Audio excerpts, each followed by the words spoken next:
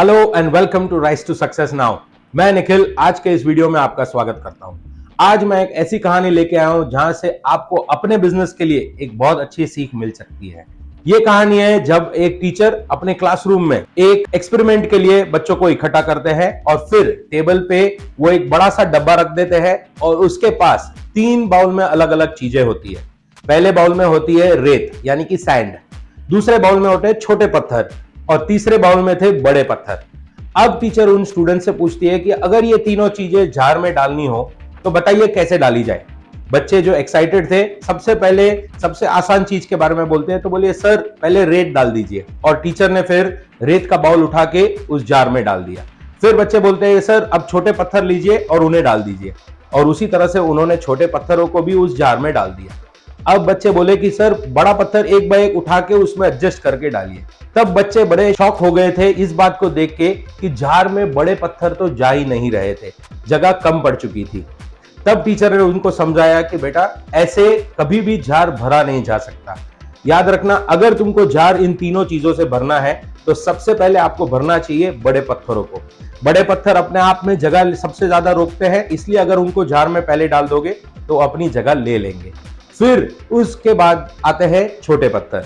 फिर बाउल उठाइए और छोटे पत्थरों को डालिए। थोड़ा जार अगर आप हिलाएंगे तो बड़े पत्थरों के बीच में वो छोटे पत्थर सेटल हो जाएंगे। दोनों पत्थरों को जार में भरने के बाद जब आप तीसरी चीज जो बाउल में है वो है रेत, उसको लेके जब जार में डालेंगे तो दोनों पत्थरों के बीच में और जार में बची हुई जगहों में आप रेत को बड़ी आसानी से घुसते हुए देख लेंगे। और इसी तरह बच्चे बड़े खुश हो गए इस बात को देख के कि जार में अब इस बार तीनों चीजें आ गई और जगह भी अभी भी बची हुई थी। अब आप सोचेंगे कि इस कहानी के साथ हम बिजनेस में क्या कर रहे हैं। चलिए मैं आपको एक एक्सप्लेनेशन देता हूं। आप अगर रेत की बात करते हैं अपने बिजनेस में तो वो है छोटी छोटी चीजें, यानी कि कुर्सियां कंफर्टेबल है या नहीं बैठने के लिए, मेरी सेल्स टीम के पास अच्छी ऑफिस में कैबिन्स है कि नहीं बैठने के लिए, उनके पास सारे सैंपल सेट्स है कि नहीं देने के लिए, और तो और स्टोरेज, जो अगर मेरे पास कुछ सैंपल्स पड़े हैं यानी स्टोरेज बहुत सुंदर दिखना चाहिए, या कपड़े जो मेरे सेल्स टीम पहन के जा रही है वो बेहतरीन से बेहतरीन होने चाहिए ताकि इंप्रेशन अच्छा पड़े। हम इन सब के बीच में भूल जाते हैं कि क्लाइंट अपनी प्रोडक्ट और सर्विस के लिए हमसे मिल रहा है, ना सिर्फ अपने लोगों से। तो इस वजह से उस चीज पे इतना ज्यादा ध्यान देना, वो चीजें बहुत जरूरी है, पर इतनी भी नहीं कि आगे के जो छोटे और बड़े पत्थर वाली चीजें हैं जो बिजनेस में जरूरी है उससे हमारा ध्यान हट जाए। अब बात करेंगे छोटे पत्थरों की। बिजनेस में कौन से छोटे पत्थर है? वो है आपके वाइड प्रोडक्ट रेंज। बहुत बार हर बिजनेस ओनर चाहता है कि उसके पास इतनी वैरायटी हो कि कोई कस्टमर उनके ऑफिस में आया हुआ निराश ना लौटे। वो पहले दिन से या काफी सालों में पॉसिबल नहीं होता है।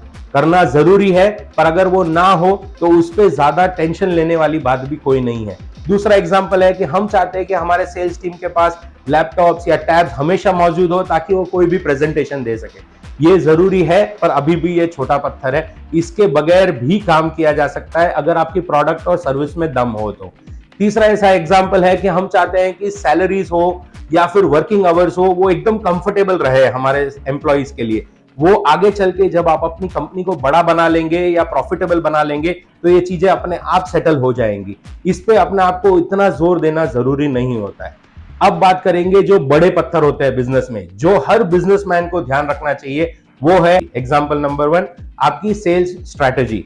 उसके बाद आता है आपकी टीम की ट्रेनिंग। अगर आपके बिजनेस में एक टीम है तो उसे रेगुलरली ट्रेन करना चाहिए आपको कि कैसे कस्टमर हैंडल किया जा सके। उसके बाद और एक एग्जांपल लूंगा, आपके प्रोस्पेक्टिव क्लाइंट की लिस्ट। हमेशा से सेल्स बैकबोन रहा है बिजनेस का। अगर आपके पास प्रोस्पेक्टिव क्लाइंट की लिस्ट नहीं है यानी कि आप एक बहुत बड़ा पत्थर मिस कर रहे हो अपने बिजनेस का।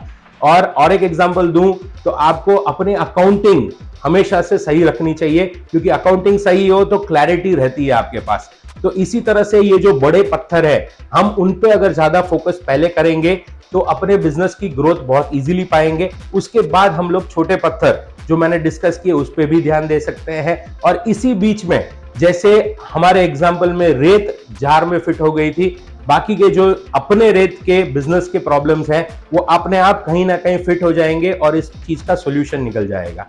हम इस वीडियो के द्वारा आपको इस बात के लिए रेडी कर रहे थे कि अगर आपको अपने बिजनेस को आगे ले जाना है तो पहले बड़े पत्थरों पर ध्यान दीजिए, उसके बाद वो बड़े पत्थर जब संभल जाए तो उनमें छोटे पत्थरों को ऐड कीजिए और आखिर में रेत को अपने आप कहीं ना कहीं सेटल होते हुए आप देख लेंगे, ताकि बिजनेस आगे बढ़ता रहे। हम उम्मीद करते हैं कि इस वीडियो के साथ कहीं ना कहीं आपको अपने बिजनेस के बारे में कोई ना कोई क्लैरिटी मिली होगी। अगर आपको लगता है कि इस वीडियो से आपका बिजनेस को वैल्यू ऐड हुआ है तो जरूर से हमें कमेंट करके बताइए, और अगर आपको लगता है कि इस एग्जांपल के साथ कहीं ना कहीं किसी और के बिजनेस का फायदा हो सकता है तो अपने आप को शेयर करने से मत रोकिएगा। फिर से और एक बार कोई ना कोई बिजनेस नॉलेज के साथ आपके सामने फिर से आएंगे। तब तक के लिए thank you very much for watching.